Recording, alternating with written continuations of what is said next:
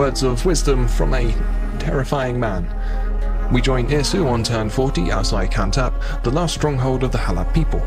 We're deep into our quest to liberate the Hittites of their worldly possessions, and what a journey we've been on so far. We started with a humble dream of bringing central Canaan to heel, and I suppose we acquired a taste for blood along the way. Now a ring of military forts protects our territory, which we no longer wish to grow, and ruin lays beyond our borders. Ruin we mean to bring to the Egyptians and Hittites in equal measure, because why should they be happy? Whilst Irsu ravages Anatolia, his two generals Dagon and Hadad brave the Mediterranean in search of fresh spoils. Egypt thrashes itself into crisis, the Hittites war over a dusty throne, and mysterious raiders arrive in silent waves along the coast. Civilization rests on a bed of kindling, and Irsu is only too eager to set it ablaze.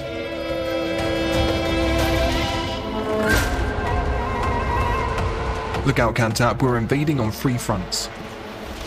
Front 1 puts Habaru raiders in the thick of it whilst reinforcements catch up. Front 2 is a slow advance, we're hoping to draw them out a little here. And front 3 is our right hook. There are significant reinforcements inbound from a nearby fort, and Irsu's hoping to thrash them silly before they can make it into the settlement proper. Fire arrows to lower their morale and cut off their escape through the trees, whilst the rest of our units box them in and decimate them.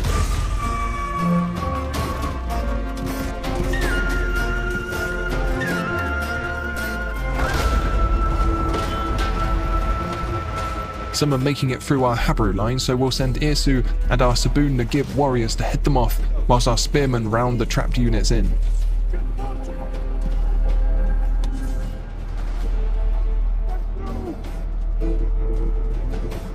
A few battered units have made it through, but if Kantap was relying on their reinforcements to save them, then they'd best find a new strategy. Fronts 2 and 1 are progressing well, if only serving to keep the bulk of the defenders occupied.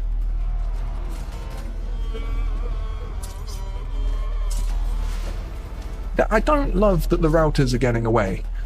Let's see about cutting them off with some fire. A lovely patch of grass and trees is the perfect spot to focus our flaming arrows. I think someone's enjoying themselves. Have we, do you think we've overdone it with the fire?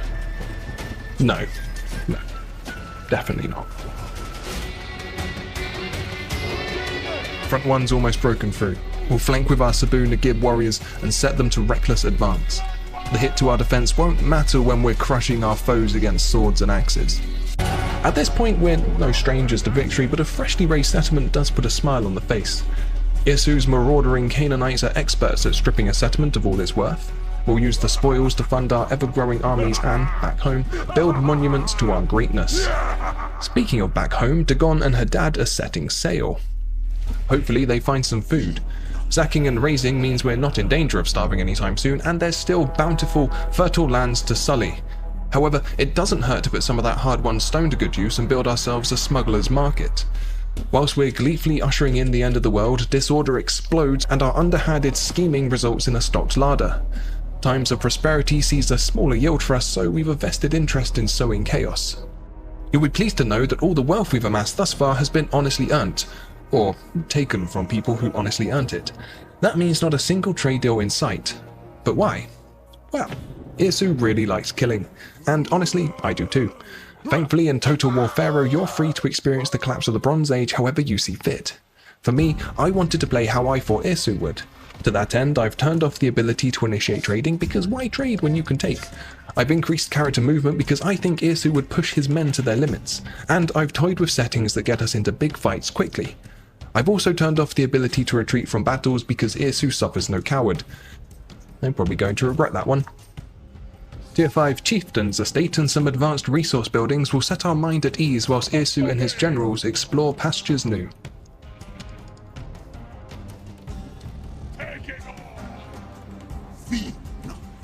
Hello, who are you?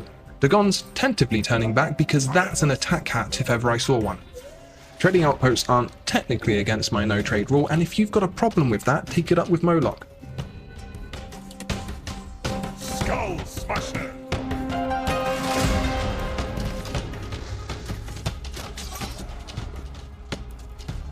What is this? Some kind of sea person? Let's see how they fare against my ambushing slingers.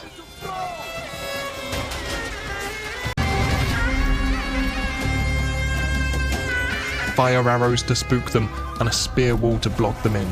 That's how we deal with chariots.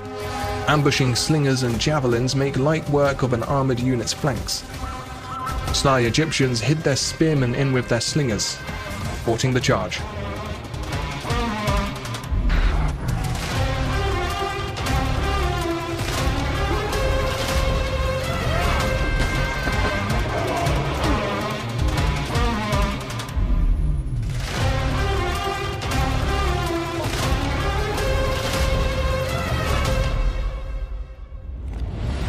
Well, it looks like Dagon's sticking around for a while. Her dad will have to face Egypt alone. But it's not all doom and gloom. Well, I mean it is, but we want it to be. Anyway, more sea peoples means more cracks in the foundations of civilization means more food coming into our market. In other words, the sea peoples are kind of our frenemies right now. Together, we'll bring the world to its knees, but preferably at a distance from each other. And you know what? If the world's ending, let's see about hedging our bets on the old god front. A second deity slot means more boons, another dedicated general, and just a dash of variety. During our conquesting, we settled 2 new outposts which we'll use as pit stops and fallbacks along our violent way. Yet, in a fun twist of fate, both Tegama and Peyunaman happen to occupy sacred lands of their respective cultures, meaning our warmongering, fire-loving, master of raid and pillaging Irsu himself is eligible to make a grab at Pharaoh or High King.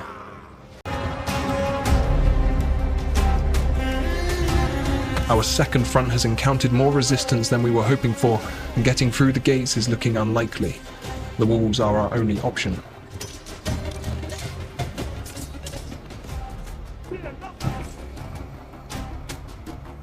Once inside, the streets ignite with Irsu's rage.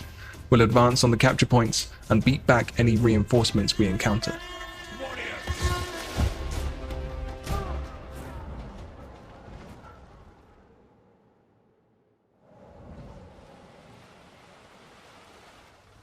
Across the Mediterranean, Haddad seeks his own fortunes. We've surrounded Sai and advanced on 4 fronts with an infantry and chariot split. Our goal is to sandwich Sai's defenders between shield and chariot, whilst our fleet-footed units hunt down the capture points.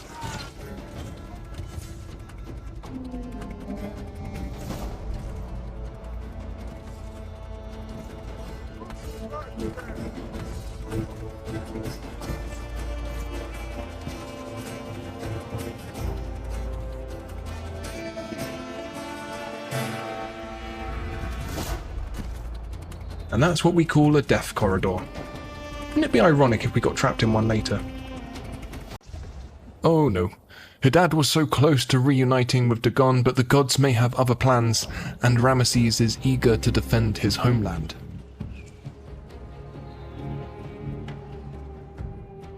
We've taken the hill and mean to hold it against the attacking Egyptians. Ordering our men to hold should give us stability against Ramesses' chariots, at least until our own can wade into the fray and show them how it's done. I will loot your corpse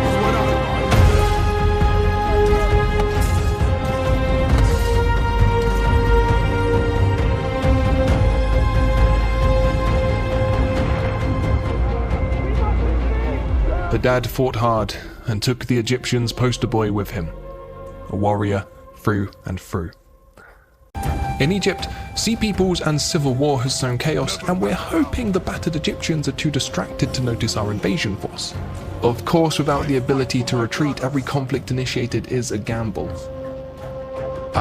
Well, live by the sword, die by the sword. We'll at least give them a black eye. As the door likely closes on our Egyptian expedition for the meanwhile, we'll try our best to keep Irsu in the field. If Akat can repel these troublesome sea peoples, we should be able to keep the resources rolling in. P compel me to act potentially not in my best interest here. But Irsu's probably foaming at the mouth with the injustice of being denied his prize, So let's see about enacting some ill-advised vengeance. No mercy! The deepest scars hold the greatest lessons. Mine taught me to take until you can't. Fill your pockets with coin and blood. If you cannot eat or spend it, burn it.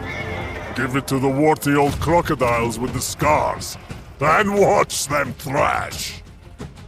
If you see a dawn, do it again, and again, and again. So long as they build, we destroy.